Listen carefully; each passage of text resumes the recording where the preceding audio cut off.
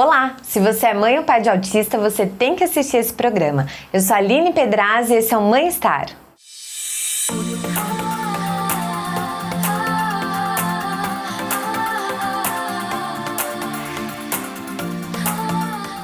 Hoje eu tô aqui com a Rebeca de Almeida, que além de prima, amiga, também é médica, mas hoje ela tá aqui no papel de mãe. Ela é mãe do Miguel, o Miguel é autista e eu pedi pra Rebeca compartilhar com a gente a sua trajetória aí, né? O Miguel tem 4 anos, mas como foi desde os primeiros sinais que ela observou no Miguel e principalmente focado aí nos desafios, nas conquistas, nos aprendizados, que é ser mãe de autista. Obrigada, Rebeca, por ter vindo aqui.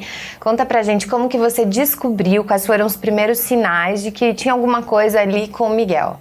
Acho que a primeira coisa que eu percebi que me incomodou muito no Miguel foi o desmame dele, que foi extremamente fácil. Sempre sonhei em amamentar, amamentava ele exclusivamente até os 3 meses e meio, que foi quando eu comecei minha pós-graduação. E eu voltei da pós-graduação, do primeiro dia ele já nem olhava pro meu peito, não quis mamar, e a partir de então eu não consegui mais dar leite para ele. E para ele aquilo tudo bem. Junto com isso tinha aquele que toda mãe gosta e que acha bonitinho, o meu grudinho. O Miguel nunca foi grudinho comigo. E aquilo também era uma coisa que me incomodava, de certo modo. Por um lado é mais fácil, que você não tem o grude, mas por outro lado você fala, poxa, tem alguma coisa esquisita, né? Por que o filho de todo mundo quer ficar perto da mãe e o meu filho não quer ficar perto de mim? Na escolinha que ele ficava tinha câmera, né? Então a gente passava o dia inteiro assistindo um pouquinho do que ele estava fazendo e a gente via que ele ficava, quando tinha rodinha de música, ele ficava um pouquinho mais pro lado. Ele não era totalmente alheio, não posso dizer que ele era totalmente alheio, tanto que a gente demorou um tempo para perceber, acho que se ele fosse completamente a gente conseguiria, mas a gente, depois de um tempo, olhando para trás, a gente conseguia ver que tinha algumas coisinhas esquisitas, né? Ele nunca olhava pra gente com um olhar sustentado, né? Então ele olhava pra nossa cara quando a gente falava alguma coisinha, mas logo em seguida ele já se desinteressava. Quando a gente ia num shopping, num parque, qualquer coisa que a gente tentava fazer com ele para sair, a gente via que ele saía correndo como se não tivesse amanhã. Não olhava para trás, se a gente gritava Miguel, como se não fosse o nome dele, dava até uma certa sensação de ser surdo, que isso muita mãe de autista fala, né? Perguntam, poxa, meu filho parece surdo, né? No autismo a gente exclui que tem alguma deficiência auditiva, porque realmente pode ser uma coisa que dificulte o aprendizado e a interação social da criança, se ela tiver alguma alteração auditiva, né? Ele não sentia dor, ele não reclamava de dor, ele não era uma criança fresca, ele caía e nunca se machucava, mas aí aos poucos a gente percebeu que era um pouco demais. Então uma vez ele caiu de testa do sofá, ficou com um hematoma enorme, um galo enorme na cabeça, e aquilo pra ele nem chorou. Uma vez ele caiu no parquinho, rasgou a mão de sangrar, e aquilo pra ele, a gente só percebeu que estava sangrando quando ele pegou no escorregador para subir e começou a escorrer o sanguinho ali. Então aquilo, a gente começou a perceber que não era tão normal assim, não era só uma falta de frescura, tinha uma coisa esquisita, né? Ele comia muito, tinha vezes que eu até falava para umas amigas minhas, eu não acho normal quanto ele come. E aí todo mundo falava, poxa, deixa quieto, né? Você só reclama, parece que você reclama tanto dele. Eu tive amigos que falaram isso pra mim. Poxa, você reclama tanto dele, tudo pra você parece que não é normal. E aquilo vai deixando a gente um pouquinho, dando um passinho pra trás, fala, poxa, não, acho que eu tô meio neurótica, né? Ele com 4 meses, 5 meses, quando ele parou de mamar no peito, ele mamava 1,5 litro pra dormir. Entre 10 da noite e 6 da manhã, e a gente sempre achou isso um pouco exagerado. Isso tem a ver com autismo? Tem alguns autistas que eles são hiperfágicos, né? Então eles comem um pouco mais do que o normal. E tem aqueles que, pelo contrário, eles têm uma seletividade alimentar absurda que faz eles comerem muito menos. O Miguel, ele nunca brincou. Até hoje, ele não brinca. É uma criança que não brinca. Isso é extremamente frustrante, é extremamente difícil. O que você faz com uma criança que não brinca? Ele só corre, ele só pula. Agora, com muita terapia, ele até pega uma bola e joga no chão. Mas ele nunca soube o que era uma bola. Ele não pegava uma bola e jogava, ele não jogava um carrinho. Diferente de muitos autistas que a gente tenha aquela sensação de ficar empilhando coisinha, rodar rodinha, ficar olhando o ventilador, o Miguel nunca teve nada disso. Isso também era uma das coisas que me incomodava quando ele era pequeno. Na faculdade a gente aprende muito aquele autista clássico, aquele que fica no cantinho se balançando, que não quer nada, que grita, põe a mão na orelha. Mas esse não é a realidade do autismo. O autismo, ele tem os dois lados, né? Ele tem um lado hipersensível, ele tem um lado hipossensível. Aquela criança hipersensível, ela vai ter uma dificuldade auditiva maior, então qualquer barulho um pouco maior, ela vai se incomodar, ela não gosta de nada tátil, então às vezes até a roupa incomoda, ela não consegue roupa com etiqueta, tudo tem que ser muito medido nessa criança. Já o Miguel, ele é hipossensível, ele não sente muita dor, o sabor das coisas para ele não incomoda, então assim, ele come coisa com vinagre, ceviche, que é super, super temperado, para ele acha uma delícia, ele vai comendo e come muito. Ele tem uma noção de saciedade um pouco menor do que outras crianças, então ele vai comendo o dia inteiro. Lá em casa a gente tranca a cozinha fica trancada o dia inteiro, e ele fica o dia inteiro tentando arrombar a cozinha. Quem foi ou quais foram as primeiras pessoas que você recorreu, perguntou, enfim, compartilhou isso? Em primeiro lugar, a escola chamou a gente falando que ele tinha uns comportamentos um pouquinho diferentes, assim, né? Ele ficava um pouquinho mais isolado das crianças e tudo mais. Eu, nessa época, eu estava trabalhando muito. Eu tinha começado uma pós-graduação logo que o Miguel nasceu. Ele com 3 meses, né? Como eu falei, eu comecei minha pós-graduação. E eu trabalhava 12 horas, praticamente todos os dias. Então, eu fiquei bastante afastada dele. Quando ele tinha 2 anos e 2 meses, 2 anos e 3 meses, eu procurei uma psicóloga, porque a escola tinha chamado a gente para ver se tinha alguma coisa, e a psicóloga jogou a culpa para mim. Ela falou que eu devia estar deprimida, que eu estava muito ausente do meu filho, que ele estava sentindo falta de mim, que isso era falta de estímulo. Então a culpa foi toda jogada para mim. E eu recebi essa culpa com braços abertos, porque era tudo isso que eu estava precisando. Facilitou na época para mim um pouco da negação, né? Então, não, ele é normal, o problema sou eu. E acho que essa negação pra gente é um pouco satisfatória, digamos assim, porque eu não queria ver nada de errado no meu filho, né? A gente acabou depois disso demorando uns 6, 7 meses para depois procurar ajuda novamente, porque foi bloqueado pra gente esses primeiros sinais de alerta, né? Então, no fundo, a psicóloga ela mal olhou pro Miguel. Não tentou brincar com ele, não tentou fazer as coisas que a gente dizia que era incômoda. A intervenção precoce no autismo ela é extremamente importante. Qualquer criança, qualquer pessoa tem uma plasticidade cerebral que ela é muito, muito grande até uns 6 anos, 7 anos. Então, antes disso, você começar a fazer as intervenções, melhor você vai conseguir ter um resultado, ou maior chance você tem de ter um resultado. Se você esperar para dar um diagnóstico com 7, 8 anos e a partir de então só intervir em alguma coisa, é muito difícil você conseguir um resultado, ou os resultados não vão ser tão adequados ou tão bons quanto eles poderiam ter sido. E aí, o que aconteceu? Foi passando mais o tempo, ele mudou de escola, e a professora, que era bem legal, ela começou a perceber que ela tinha muita dificuldade com ele, que ele nunca tinha medo de nada, a hora que ela olhava ele já estava em cima da mesa, a hora que ela olhava ele já tinha saído correndo, ele ensinou as outras crianças a fugirem da sala, ele via que a porta estava liberada, ele saía correndo, abria a porta e saía correndo por parte de brincar, era aquilo que ele queria correr. Ficar na sala para ele sempre foi muito difícil. Então essa professora que chamou a nossa atenção, chamou a gente para conversar e falou, olha, tem uma coisa esquisita.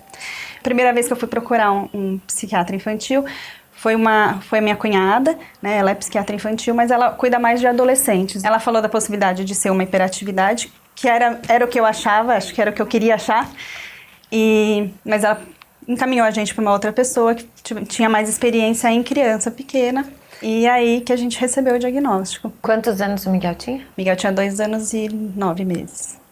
Eu lembro até hoje que meu marido ele olhou para mim, na hora que ela falou, olha, o Miguel, ele tá dentro de um espectro autista, né? A gente se olhou, eu lembro de olhar pro meu marido, ele não é médico. Acho que para ele o baque foi ainda maior do que para mim, né? Porque o desconhecido é ainda maior. Hoje em dia eu vejo que para mim o desconhecido era praticamente igual ao dele, porque o que a gente aprende na faculdade não é a realidade e a gente não aprende a lidar. A gente dá uma pincelada sobre o que é um diagnóstico, a gente não sabe o que é a vida de uma família especial. Acho que ninguém sabe, a não ser as pessoas que realmente estão passando. Acho que mesmo aquele falar, não, a minha irmã tem, você não sabe o que sua irmã está passando. O que a gente pensa no autista típico é aquela criança que fica num cantinho da sala, né, fazendo nada, ou talvez empilhando um carrinho, que você pensa até numa coisa que seja até praticamente fácil, né, você cuidar de uma criança que se mexe pouco. E o Miguel é exatamente o contrário, você conhece bem o Miguel. O Miguel, assim, ele não para um segundo. Quando ele sai pela varanda, eu tô entrando pra ver ele lá fora, ele já saiu pela outra porta, eu já não sei mais onde ele tá. É um turbilhão, todos os dias tem uma coisa nova. Eu e meu marido, pelo menos 2 ou 3 vezes por semana, a gente senta numa mesa para fazer um checklist do que a gente precisa ver, do que a gente precisa arrumar, com que terapeuta a gente fala, o que a gente precisa ajeitar em tudo, né? Conscientemente, vocês sabiam que era mesmo um autismo ou vocês tentaram ver se tinha alguma outra coisa? Como que foi? Quando eu recebi o diagnóstico, eu comecei a colocar todas essas coisinhas que me incomodavam dele, que eu olhava e falava, poxa, isso não é normal, não vejo minhas amigas passando por isso. E eu fui colocando tudo isso dentro de um saco e falei, poxa, acho que não tenho dúvida, né? Então, pra mim, não foi difícil de eu aceitar que ele era autista, né? A aceitação do diagnóstico. Pra mim, o difícil era aceitar que eu ia ser uma mãe de autista. O difícil era aceitar o depois. O que eu vou fazer agora? Uma das primeiras coisas que a terapeuta falou, que a psiquiatra falou pra mim no consultório, foi que a criança autista, ela tem uma tendência a usar o adulto como uma ferramenta, né? Então ela não busca o que ela quer e ela não aponta o que ela quer. Ela vai e te pega pela mão e leva até onde ela quer. Eu quero uma bolacha, ela vai pegar na sua mão e te levar até o pote de bolacha, ela não vai pedir. E aquilo pra mim ficou, poxa, eu não vou ter um filho que me usa. Pô, que maternidade é essa? Né? Tudo aquilo que eu sonhei. De ser mãe, agora eu vou ser uma cuidadora, basicamente. Acho que essa é a parte mais difícil, eu acho, para todos os pais. Ter essa sensação, ter esse sentimento e tentar conseguir sair disso. Esse dia no consultório da psiquiatra, desse primeiro dia mesmo, eu descobri a diferença do que é falar e do que é se comunicar.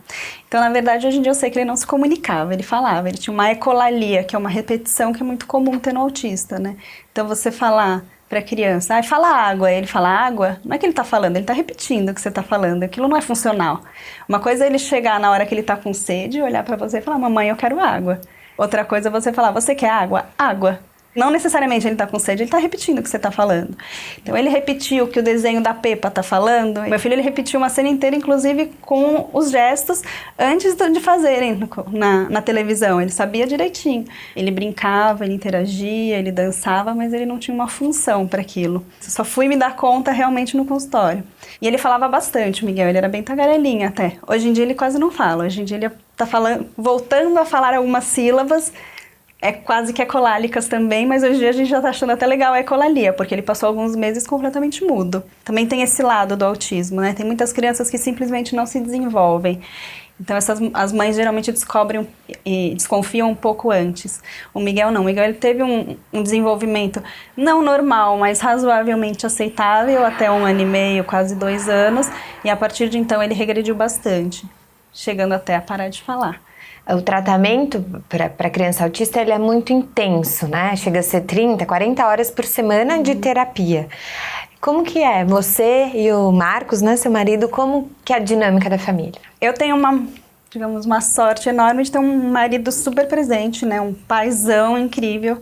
Quando eu casei com ele já tinha 2 filhos. Foi um dos motivos que sempre me encantou nele, o quanto ele era um paizão. Sempre foi super presente, sempre tentou estar o máximo possível perto dos filhos. Quando o Miguel nasceu, o Marcos ele já fazia um home office. A maior parte do trabalho dele é home office. Então, desde antes da gente saber que o Miguel era autista, ele já cuidava bastante do Miguel. Ele que sempre levou e buscou na escola.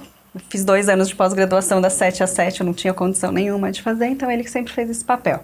Depois que a gente descobriu que o Miguel era autista, ele acabou tendo que assumir mais ainda esse papel. Eu tenho os horários mais fixos de entrar no trabalho, então ele leva e busca na escola do mesmo jeito e a gente acabou dividindo um pouco a semana para a gente conseguir dar conta das terapias. A gente conseguiu acertar uma boa parte das terapias para serem feitas em casa, isso ajuda bastante, mas mesmo assim a gente sempre precisa estar disponível tanto para receber os terapeutas como participar das terapias, né? Como que eu vou saber lidar com o Miguel se eu não vejo como fazem, né? Não adianta a terapeuta falar, putz, ele tá indo super bem, agora ele tá brincando com a bola, mas quando comigo ele não faz isso igual. Então eu tento ver como ela faz para eu tentar fazer. Na segunda-feira à tarde eu fico com o Miguel, na terça à tarde meus pais ficam com ele e levam na terapia, na quarta eu fico e na quinta e na sexta o Marcos fica.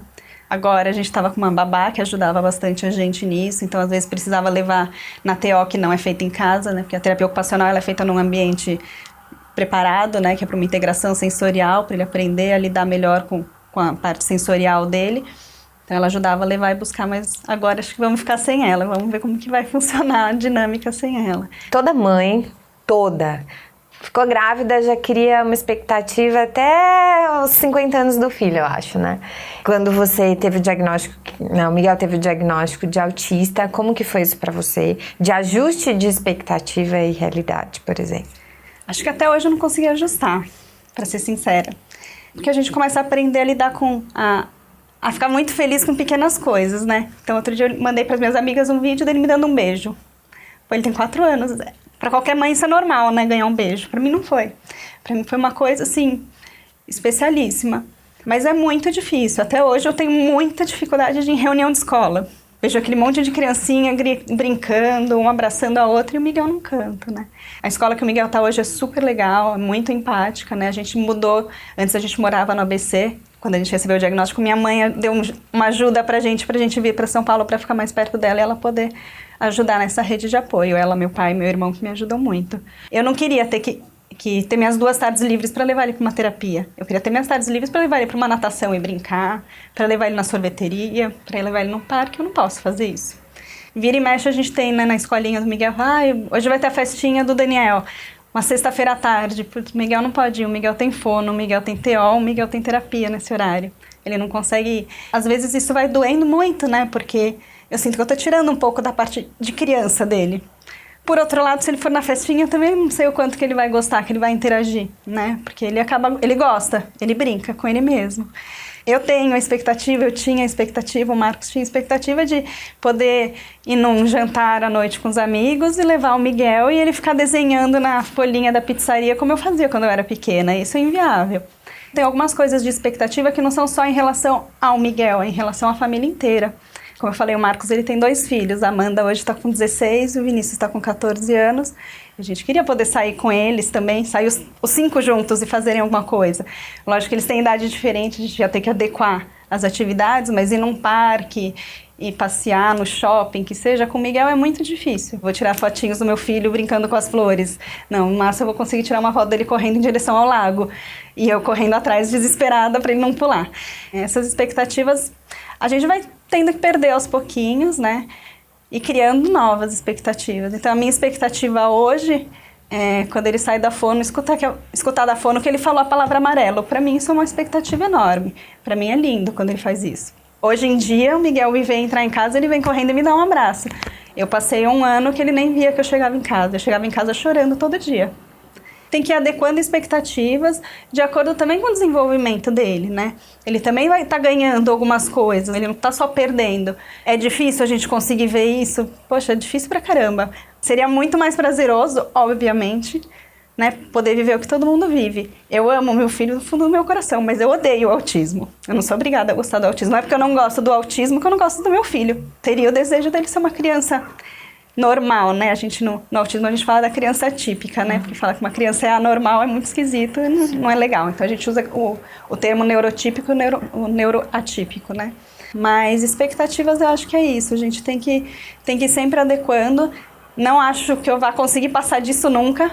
Não acho mesmo. Acho que eu sempre vou ter a comparação. A gente sempre vai ter. Ele sempre vai estar numa escola com outras crianças com desenvolvimento normal. Então eu acho que é absurdamente normal que a gente continue criando essas expectativas, se frustrando com essas expectativas, na verdade, e criando novas expectativas para tentar que essa frustração seja um pouquinho menor. Hoje o Miguel tem 4 anos. É mais fácil hoje para você do que era quando descobriu, por exemplo, quando ele tinha 2 anos e 9 meses? Quando ele tinha 2 anos e 9 meses, ele era um pouquinho mais funcional do que ele é hoje. Como eu falei, ele brincava um pouquinho mais com a gente, pelo menos de interação. Ele não brincava com brinquedos, mas a gente cantava, ele dançava, ele imitava a nossa dança. Ele assistia um pouco de TV, ele ficava um pouquinho no tablet, pelo menos enquanto a gente cozinhava. Hoje em dia é muito mais difícil, ele é uma criança muito mais ativa. E, como eu falei, ele não fala mais. Isso também dificulta muito, né? Porque quando ele precisa de alguma coisa, ele não vem pedir pra mim, eu tenho que descobrir tudo. Então, às vezes, a atitude dele, quando ele tá com fome, não é pedir comida, é ficar muito bravo, é se jogar no chão. É muito comum isso nos autistas, né? Terem esses meltdown, que a gente chama, né? Que é quase uma birra. As pessoas que vêm de fora chamam de birra. Mas no autista, lógico que o autista pode ter birra também, mas o autista, ele tem muita dificuldade de compreender o próprio sentimento. Então, quando ele sente alguma coisa diferente, ele põe pra fora de algum jeito diferente. Ou brigando, ou berrando. O Miguel agora, ele começou com uma mania boba de querer me morder quando ele tá frustrado, porque ele não consegue falar a frustração dele. Então, outro dia ele queria muito uma chupeta. Eu tava no táxi, eu não tinha chupeta. Ele me mordeu, que eu fiquei 3 dias roxa. Então, tem coisas que a gente tem que aprender a lidar, que é muito difícil. É difícil você tomar uma mordida de você ficar roxo e não dar um tapão.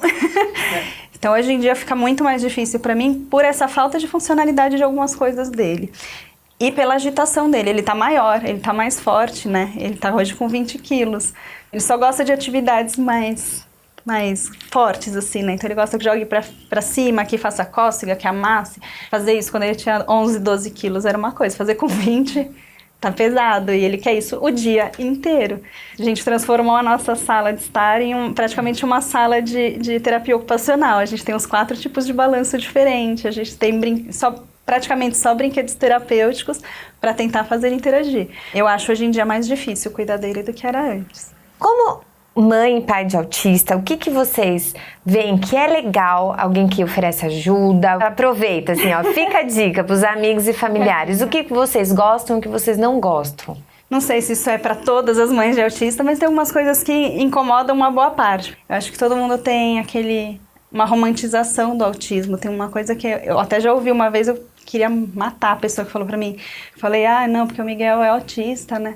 Ai, que legal. E o que ele faz de super legal? As pessoas têm aquela mania do Rayman, da hipercalculia dele.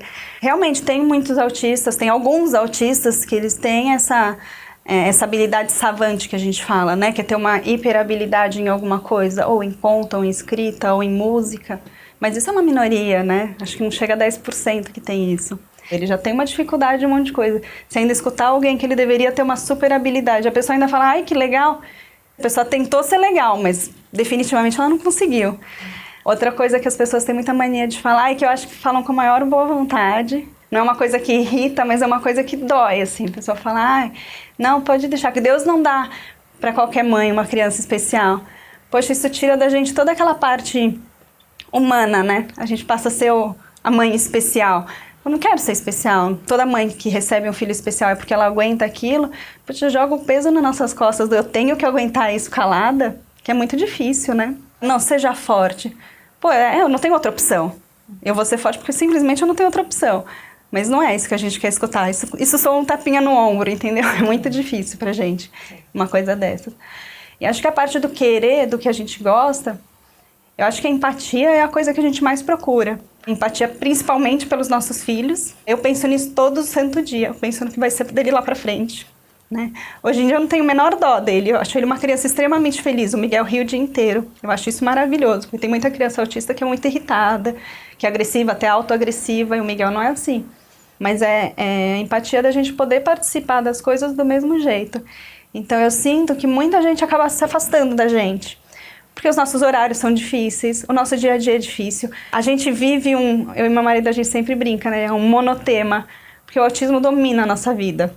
Pô, são 35 horas de terapia por semana, praticamente, que o Miguel faz. Como que não vai dominar minha vida? Eu tenho que organizar esses horários, eu tenho que organizar os terapeutas, eu tenho que ver esses resultados, e eu tenho que ir atrás de tudo que está acontecendo. Eu tenho que ir atrás do convênio para ver se ele vai bancar, se ele não vai bancar. Eu tenho que entrar na justiça por causa do autismo. Então, a gente acaba ficando um pouco desinteressante. Então, eu sinto que algumas amigas e amigos não procuram mais tanto. Às vezes você tenta dar uma opção para você poder participar um pouco da vida deles e estar junto. E eles, para participarem da sua, eu tenho muita vontade que meus amigos participem da minha vida e venham o que eu passo. Hoje vamos tomar uma cerveja em algum lugar. Poxa, não pode ser na casa da Rebeca, porque pelo menos o Miguel consegue estar lá, a gente consegue participar. E hoje vamos tomar um vinho à noite. Pô, será que dá para ser na casa da Rebeca? Porque eu e o Miguel pode dormir e ela conseguir se divertir um pouco. Porque na casa dos outros eu não vou conseguir ir. Sair à noite para um bar eu não vou conseguir ir. E até em restaurante próprio para criança, eu não consigo ir. E as pessoas têm essa dificuldade e eu acho natural, eu também tinha. Acho que eu também nunca tive essa empatia, né? Eu acho que é uma coisa que só quando você tá na pele você consegue perceber. Eu acho que é legal você falar exatamente pra gente também saber como que é. Porque às vezes a gente acha que... Eu já senti isso. No puerpério mesmo, quando... Alguns amigos eu fiquei bastante chateada, assim. Porque sumiam porque achavam que eu queria ficar só eu e minha filha. Mas tinha hora que a gente tá louca de cansaço, que só dá mamar e não dói. Quer mudar o assunto. Você quer mudar o assunto. A importância de às vezes liga e fala, olha, o que você quer, o que você precisa, né? Isso você acha que é legal. Muito. Acho que toda mãe, todo pai de autista sofre de uma falta de tempo. Às vezes a gente quer muito ter meia hora. Eu quero meia hora para tomar um banho tranquilo. Uma vez, acho que faz uns 15 dias, né? Meus pais foram na minha casa, eles estavam indo para viajar. E aí minha mãe estava lá, foram na piscina. Ela falou, mas nossa, que carece. Eu falei, nossa, eu só queria dormir. Falei, então vai. Nossa, aquilo pra mim, às 4 da tarde, poder dormir meia hora, gente, aquilo foi demais. Eu nem consegui dormir tanto assim, porque a gente fica um pouco ligada, mas só de eu poder não ficar correndo atrás dele por meia hora, aquilo pra mim foi, nossa, salvou meu dia, salvou meu final de semana. Pessoas muito próximas que consigam dar esse suporte, que seja 15 minutos, que seja para a pessoa descansar, ou que seja para conversar 15 minutos enquanto estão juntas ali, já ajuda muito, porque é muito cansativo. Principalmente no meu caso, né, que é um autista hiperativo. A incrível rede de apoio, né, que a gente fala muito aqui. E também as mães, às vezes, acham que tem que dar conta de tudo sozinho. Eu acho que é um outro ponto de pedir ajuda, né? Óbvio, nem sempre tem aquela pessoa que você sente à vontade. Às vezes a pessoa não ofereceu porque tem receio, ou enfim. Mas para saúde mental, eu acho que pedir ajuda, fica meia hora aqui que eu preciso descansar, é muito... É que é muito difícil, né? Já teve algumas pessoas que falaram, não, deixa, a gente fica um pouquinho com ele, e depois falaram, eu não dou conta. Algumas pessoas já fizeram isso pra gente, nossa, como vocês dão conta? Eu não consigo. E aí a gente fala, acho que eu também não consigo, mas né, tenho que conseguir, eu não tenho opção, não tenho outra pessoa pra chutar essa bola, né? É difícil a gente pedir ajuda, né, pra uma situação assim, né? Como você cuida de você? Rebeca, né? Além de mãe, tem outras milhares de funções. Se cuidar, encontrar um horário para si, não é fácil. Eu assumo que eu ainda não encontrei o meu horário para mim, sozinha. Acho que também é importante. Acho que é importantíssimo a gente cuidar do casal, mas é importante a gente cuidar também do individual. Eu marquei o dentista, descobri que eu tô com uma cárie, eu só não consigo marcar a segunda vez para ir lá e tratar. Eu fui no dermatologista um dia, preciso fazer um tratamento, mas fazer um tratamento a longo prazo é muito difícil. Nem cabeleireiro, nem fazer a mão, eu não consigo mais. A rede de apoio tem que estar muito fechadinha para você ter um cuidado excepcional com você. Logo que eu recebi o diagnóstico do autismo, acho que depois de uns 2 meses, a minha mãe arrumou uma mãe para mim, né? Uma santa que sempre ajudou muito a nossa família, que é a doutora Iraci. Ela é psiquiatra, terapeuta de família. E, então, desde que a gente recebeu o diagnóstico, eu e o Marcos, a gente tem feito essa terapia de casal com ela. Ela é o meu cuidado, né? Ela, como terapeuta mesmo, falou pra mim, ó, uma vez por semana vocês precisam ser um do outro. Vocês precisam desse dia.